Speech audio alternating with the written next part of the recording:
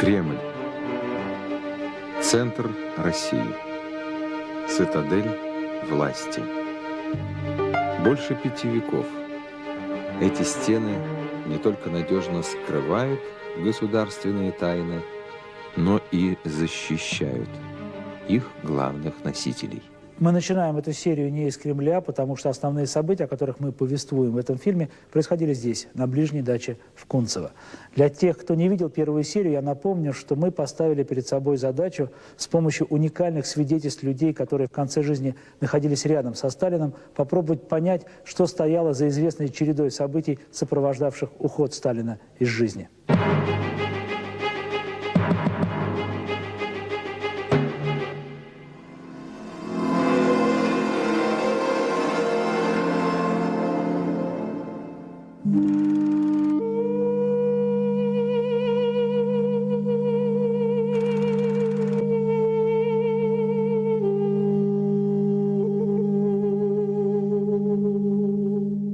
В нашем фильме принимает участие молчавший почти 50 лет заместитель начальника управления охраны МГБ СССР Николай Петрович Новик.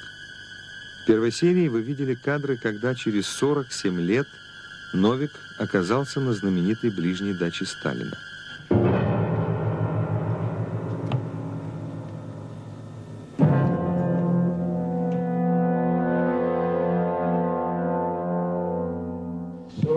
Лет тому назад. Лесорог. 47 лет. Мы постарались как можно более подробно восстановить распорядок и образ жизни вождя в последний год. Это позволило сделать вывод.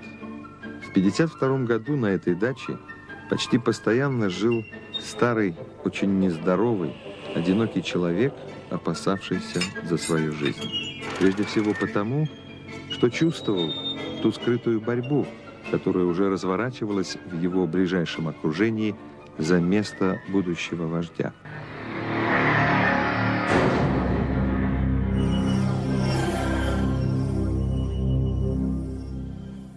Полубог для большинства советских людей, для своего ближайшего окружения Сталин таковым не являлся. Кто-то знал его еще как Кобу, а на глазах других он превращался из Иосифа Джугашвили в великого вождя. Поэтому и полубогом для них он не мог являться по определению. Не здесь ли лежит корень великой партийной бойни, учиненной Сталином в 30-х годах? Он уничтожал прежде всего тех, кто никогда бы не смог принять до конца неожиданную лидирующую роль Кобы. Наверное, Сталин понимал, что воспитанные так же, как он, его соратники по революции рано или поздно постарались бы Сталина уничтожить, если бы он их не опередил.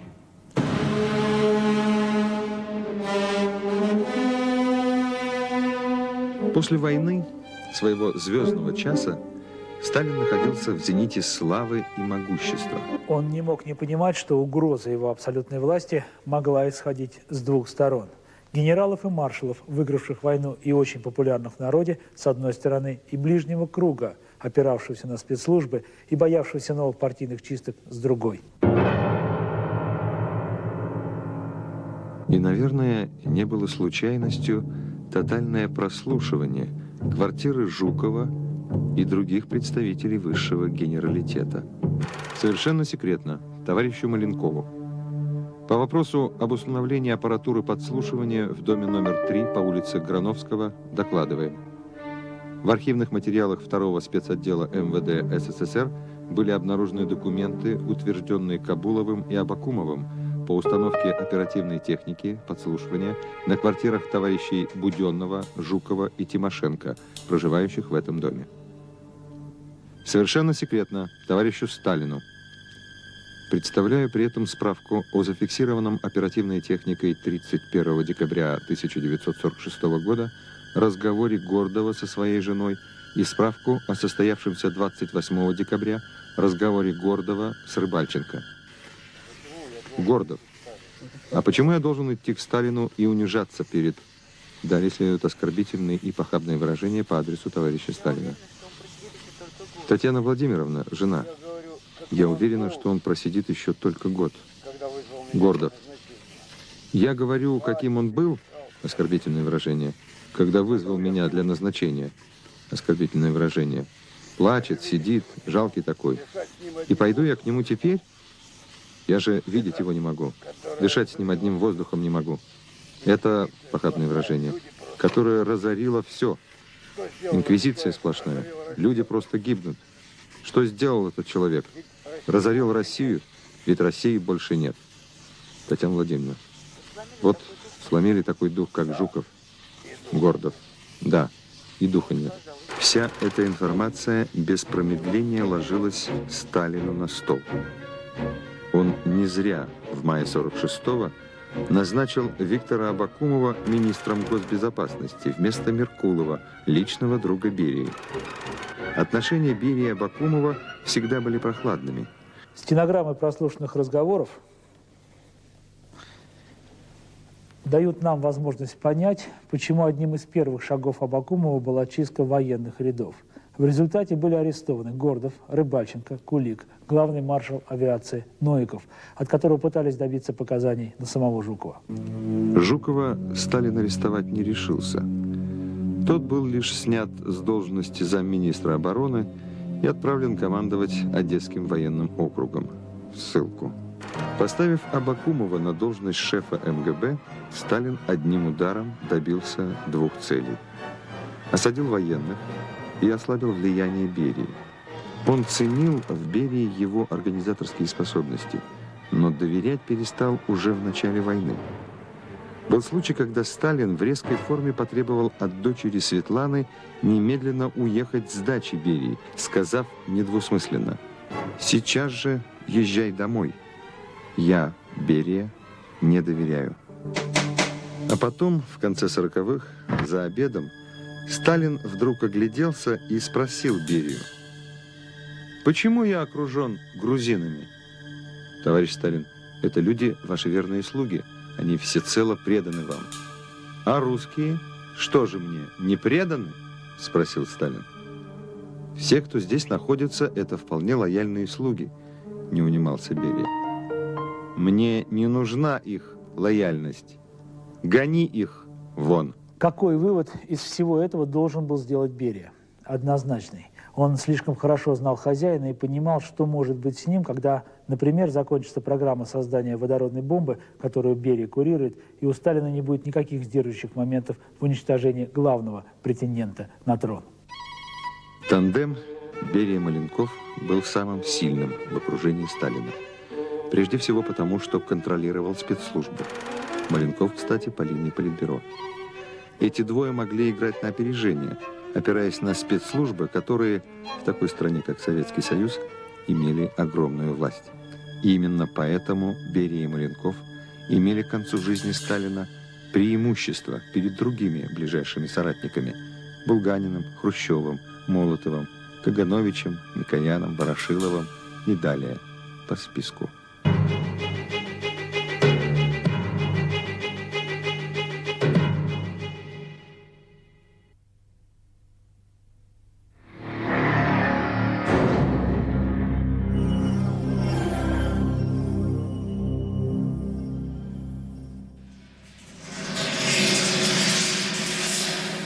В предыдущей серии мы вам рассказывали о том, что в начале 50-х работоспособность 70-летнего Сталина резко упала. Он почти безвылазно жил здесь, на ближней любимой кунцевской даче, по полгода мог не появляться в Кремле и резко сократил число посетителей. В середине 51-го в атаку первыми пошли Берия и Маленков. Им нужно было во что бы то ни стало убрать Абакумова с поста министра госбезопасности. Весной 51-го Маленков через своего помощника Суханова поручил подполковнику Рюмину написать Сталину письмо против Абакумова. Рюмин особо отличился во время знаменитого ленинградского дела и был известен тем, что в ходе допроса мог расколоть любого. Было решено воспользоваться признанием врача Эттингера. Он, измученный допросами, дал показания, что среди кремлевских врачей существует заговор, цель которого – физическое уничтожение руководителей страны. В результате допросов Эттингер умер. И вот теперь Рюмин писал Сталину, что врача убили по приказу Абакумова. Одновременно Рюмин напомнил и о письме Лидии Тимошук, от которого Абакумов отмахнулся в свое время. Этот удар был очень точно рассчитан теми, кто хорошо знал психологию Сталина. Вопреки различным версиям, Сталин искренне боялся отравления. Вот уникальное свидетельство того, как в середине 1952-го Сталин реагировал на дело врачей. Начальник личной охраны Сталина Николай Петрович Новик. Я наблюдал и не мог не видеть, как Сталин реагировал на это. Он, конечно, переживал, видимо, верил в те показания, которые каждый день в закрытых конвертах посылались Сталину для ознакомления. Это чтение не прошло для Сталина бесследно. Как-то он заболел гриппом. Срочно вызвали двух проверенных известных врачей. Они выписали необходимые лекарства, прописали режим, уход, приставили медсестру. Однако после их отъезда Сталин вызвал одного из работников охраны, просто по имени назвал его. Сказал, что дежурному, чтобы он послал такого-то, кому будет личное поручение, которое не касается никого другого, только меня и его. Он пришел, он сам водил машину, и он ему надиктовал те же лекарства.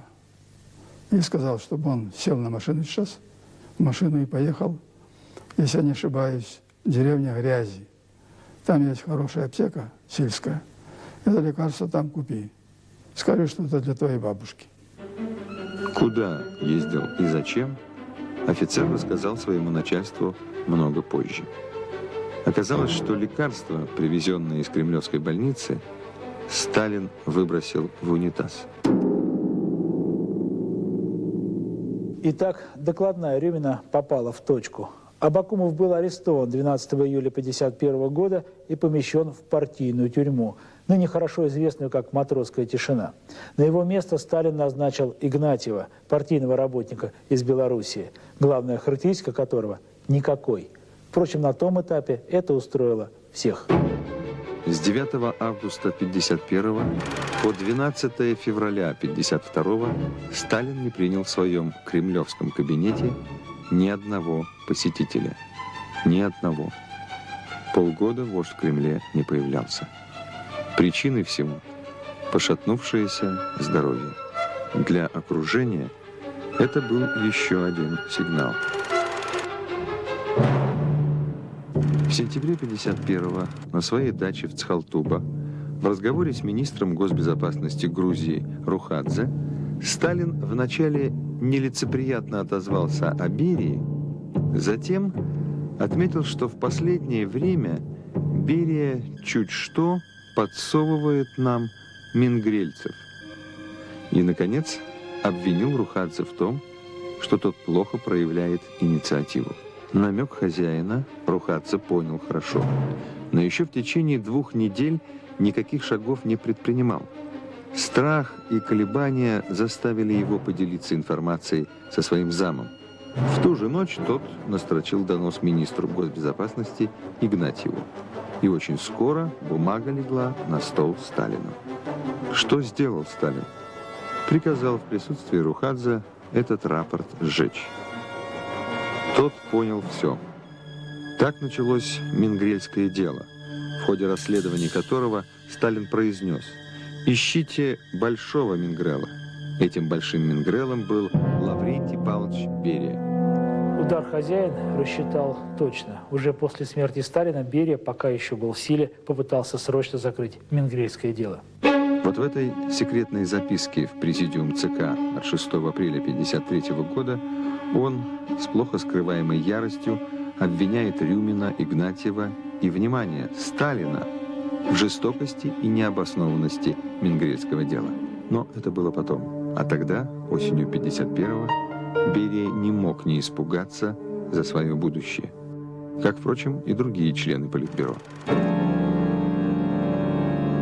вы все состарились, я вас заменю», бросил им в лицо вождь ночью на своей даче.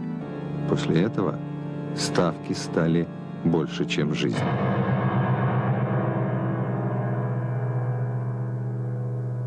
Мы уже говорили о том, что распорядок жизни страны все больше зависел от распорядка жизни на этой даче.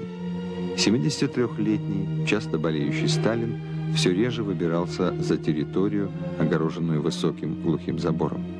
Ездить по стране не позволяло здоровье. Съезды и пленумы не проводились давно, а ближний круг можно было вызвать и сюда, в Кунцево.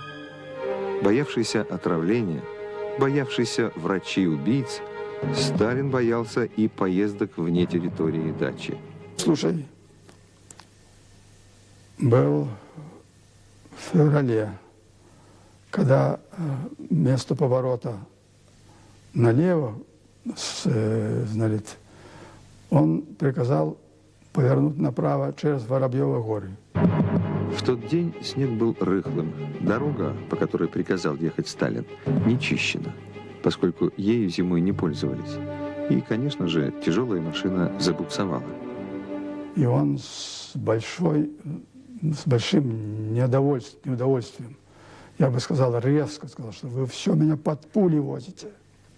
У вас только один путь, вы даже не подумаете найти какой-то другой путь. Кстати, ездил Сталин не на переднем или заднем сиденье, а на откидном, спиной к водителю. Согласитесь, очень необычный, странный способ. Эти примеры лишний раз доказывают, какое значение Сталин придавал личной безопасности. Обеспечивал ее, вот уже более 20 лет, преданный генерал-лейтенант Николай Власик. Он был не просто начальник охраны, он был одной из влиятельных фигур в окружении Сталина. Отношения Власика и Берии были сложными и далеко не дружественными. Хотя долгое время именно Берия был начальником Власика. Неудивительно, что после начала Менгрельского дела Берия и Маленков постарались нанести ответный удар. Удивительно, что Сталин его пропустил.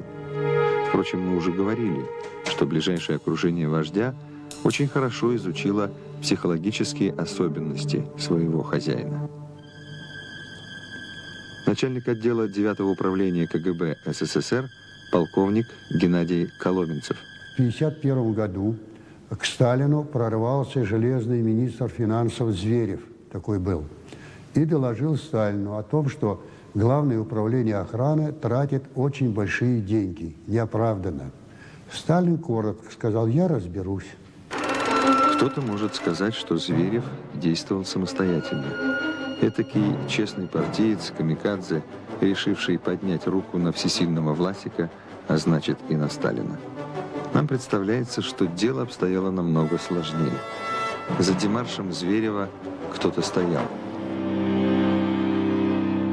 22 апреля была создана комиссия по проверке деятельности Главного управления охраны. Главное управление охраны МГБ СССР подверглось жесткой проверке Центрального комитета партии. Проверяла специальная комиссия. Интересен ее состав. Маленков, председатель, Берия, Булганин, Зверев, тот самый министр финансов, Поскребышев. Поражают сроки работы этой комиссии. С деятельностью структуры, в которую входили тысячи сотрудников, разобрались за 2 недели. Эта специальная комиссия ЦК выявила целый ряд недостатков. Уже 8 мая по результатам работы комиссии руководство Главного управления охраны было отстранено от должностей. А Власика отправили заместителем начальника лагеря в город Асбест, по сути в ссылку, где он и работал вплоть до ареста. Власик проработал со Сталиным более 20 лет, и все эти годы, можно сказать, прикрывал спину хозяина. В нашем доме даже по имени Сталина не называли. Ни товарищ Сталин, ни Иосиф Виссарионович. Нет, хозяин. И с придыханием. Надежда Власик, дочь Николая Сидоровича Власика. На момент ареста отца ей было 17 лет.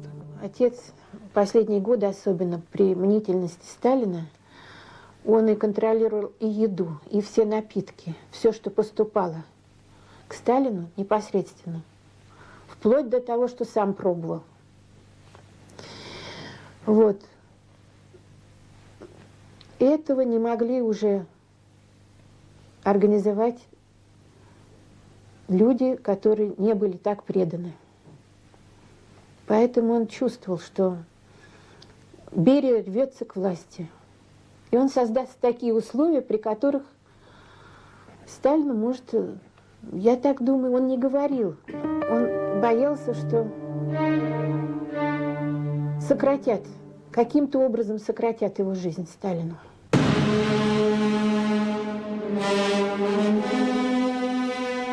Арестовали Власика в декабре 52-го. Сталин умер в марте 53-го.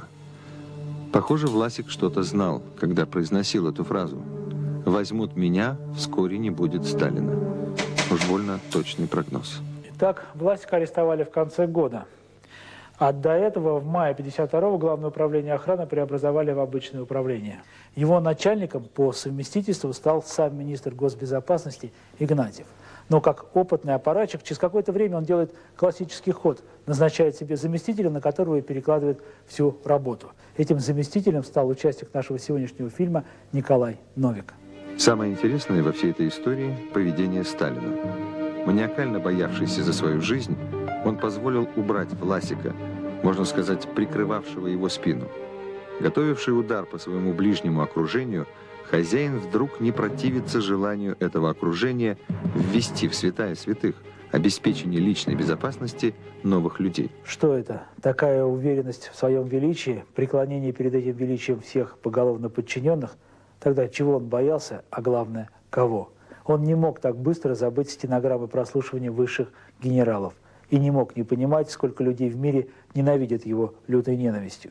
В общем, поведение Сталина в этой ситуации – большая загадка. Быть может, он просто устал или решил не ввязываться в драку весной-летом 52-го, потому что уже осенью собирался смахнуть все шахматные фигуры с игрового поля одним махом. Но эту тайну Иосиф Виссарионович Сталин навсегда унес с собой в могилу. Впрочем, может быть, поэтому он так странно принял нового начальника своей охраны. Сталин стоял в углу, вход там, Сталин стал в углу, окна завешаны тяжелыми шторами. Завернул спиной, к двери. Я поздоровался, он так полуоборота поздоровался со мной, но еще некоторое время стоял. Полковнику Николаю Новику, впервые пришедшему на аудиенцию к генералиссимусу Сталину, пауза показалась бесконечно длинной. Не оборачивался, курил и явно какие-то проблемы, не касающиеся меня, обдумывал. Так я принял решение. Но потом я подумал, что генералиссимус стоит, а я сижу, я, значит, встал. Он сказал: сидите, и подошел ко мне. Вопросы Сталин задал самые обычные. Служил ли Новик в погранвойсках? Кто родители? Какая семья?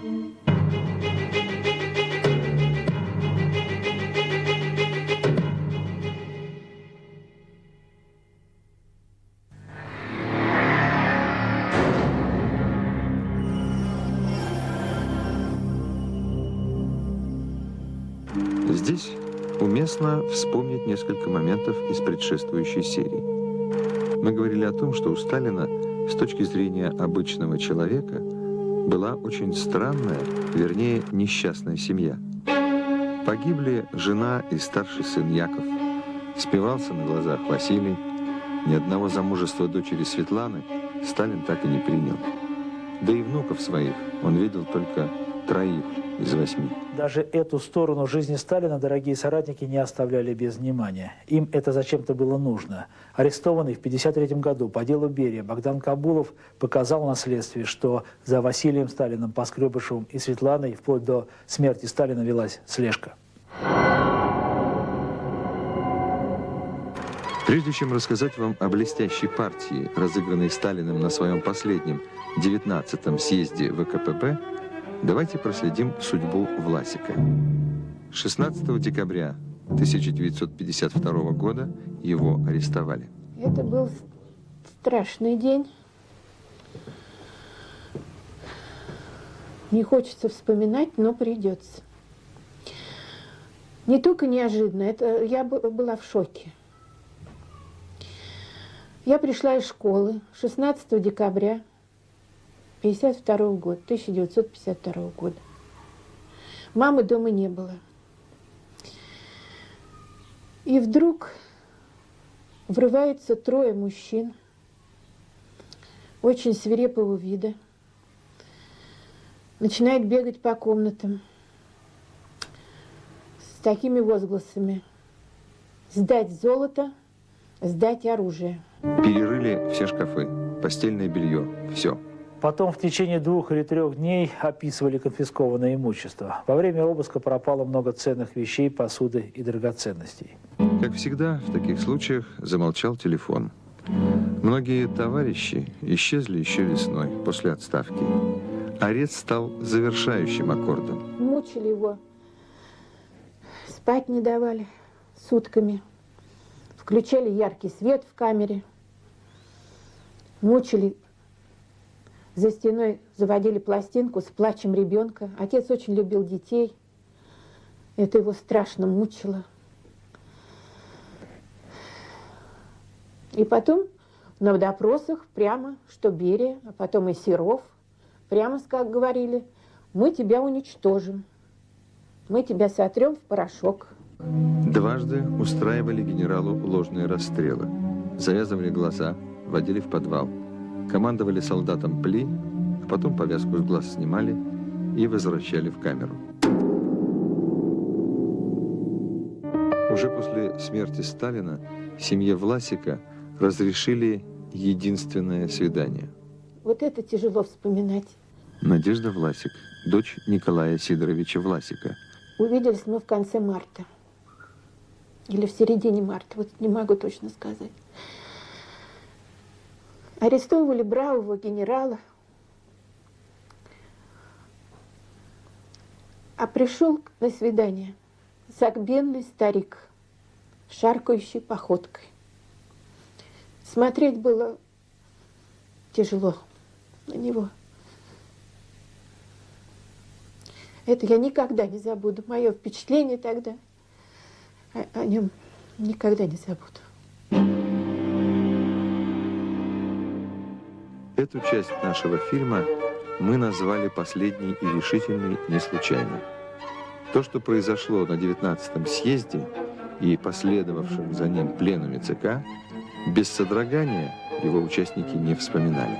Заранее подготовивший удар Сталин сумел до последнего момента не раскрыть свои намерения. Отчетный доклад делал Маленков, а ближний круг соратники с опасением ждали выступления Сталина. Всего 3 слова, произнесенные перед съездом «это враги народа», могли разом покончить со всеми комбинациями последних лет. Сталину явно доставляло удовольствие играть в кошки-мышки со своими соратниками. Он видел, как они нервничают. Будет выступать, не будет. А если будет, то чем это для них закончится? В перерыве съезда я наблюдаю на сцене несколько членов Политбюро, окружили так в углу, зажали в углу Поскребышева и допрашивают его буквально. Скажи, будет выступать Сталин или нет? Он отвечает, у него такой голос был, низко посаженный, грубый. Ей-богу, не знаю. Ну, ей-богу, не знаю. Именно вот так отвечает. Да врешь ты что-то писал. Ну, ей-богу, ничего не писал. Далее все происходило по воле изощренного сталинского ума. Он прочно держал инициативу в своих руках. Он ударил не на съезде, а сразу после него, на пленуме ЦК, который собрался сразу же после съезда. Академик Румянцев, присутствующий на съезде, очень точно описал то, что произошло в зале. Основная масса так и не поняла, что стояло за фантастическим поведением Сталина. И только ближний круг очень хорошо все понял. Он вошел мрачный, даже угрюмый. Не поднимая глаз, вслушивался в нарастающую овацию и здравицы в его честь. «Чего расхлопались?» Глухо, неприязненно, с сильным акцентом спросил он. «Что вам тут? Сессия Верховного Совета или митинг в защиту мира?» Аплодисменты смолкли. «На повестке дня, — сказал Сталин, — 2 вопроса. Первый — выбор генерального секретаря. Второй — выборы Политбюро». И после паузы. «Прошу освободить меня от обязанностей генерального секретаря партии. Я стар стал. Выросли новые молодые кадры. Поэтому прошу освободить». Все замерли. Казалось, привычный страх превращается в ужас. У Маленкова, почти официального преемника, отвалилась челюсть. Он понял, что если кто-то предложит его кандидатуру, ему конец. А Сталин молчал. Минуту, другую, третью. Пока кто-то, а за ним весь зал не выдохнул: «Не согласны». «Прошу отпустить», — повторил Сталин, и тут же, не давая залу опомниться: «Великий игрок, переходим ко второму вопросу». И снова сделал длинную паузу. Зал замер, почувствовав, как Сталин вновь наполняется гневом и яростью. «Я должен доложить пленуму, — сказал Сталин, — что враги партии, враги народа переоценивают единство нашей партии. На самом деле в нашей партии глубокий раскол. Снизу доверху. Я должен доложить пленуму, — яростно заключил Сталин, — что в нашем политбюро также раскол. Антиленинские позиции занимает Молотов. Ошибки троцкистского характера совершает Микоян». Это был хорошо рассчитанный и подготовленный удар. Слова Сталина «у нас в Политбюро раскол» определяли начало новой великой чистки. Первые – Молотов и Микоян, а далее любой из списка. Кто будет следующим, знал только Сталин. Сказать, что сразу после съезда соратники испугались, это значит смягчить ситуацию. Они были в ужасе. Спасла их как-то уж очень вовремя наступившая смерть. Как известно, после удара, случившегося вот в этой малой столовой, Сталин пролежал без медицинской помощи почти сутки. Вначале здесь, на полу, до тех пор, пока в комнату не вошла охрана, а затем на диване в большой столовой, после того, как Берия, явившийся, наконец, вместе с Маленковым на дачу, обвинил охрану в том, что они подняли ложную тревогу. Затем он предложил дождаться, пока товарищ Сталин проснется, и уехал. Думается, после всего сказанного в нашем фильме, вам яснее будут мотивы поведения соратников в эти последние сталинские часы. Ясно, что присутствие Власика в корне изменило бы ситуацию. Власик ждать бы не стал. О подробностях того, что происходило в эти дни на даче Сталина, о событиях, предшествующих аресту Берии в июне 1953 года, в одном из следующих фильмов сериала «Кремль-9». Обратим только ваше внимание вот на этот протокол от 5 марта 1953 года. Смерть Сталина, как известно, наступила 5 марта в 21 час 50 минут, а в 20:00 началось совместное заседание Пленума ЦК и Совета Министров. Председателем Совмина по предложению Берии назначен Маленков. Его первым заместителем – Берия, что неудивительно. Далее Булганин, Каганович и, внимание, Молотов. Все те же фамилии. Сталину жить еще почти 2 часа, а министром внутренней и внешней торговли становится Анастас Микоян. Молотов назначен министром иностранных дел. В те дни, когда люди гибли в давке, искренне оплакивая вождя, ближний круг вздохнул свободно. Они остались живы, это раз. Они делили власть, это два. Впрочем, впереди у них скорая и яростная борьба с торжествующим пока больше других Берией. А нам осталось лишь рассказать, как сложилась судьба остальных героев нашего сегодняшнего фильма. Николай Петрович Новик за несколько дней до смерти Сталина был госпитализирован прямо с совещания с диагнозом «гнойный аппендицит».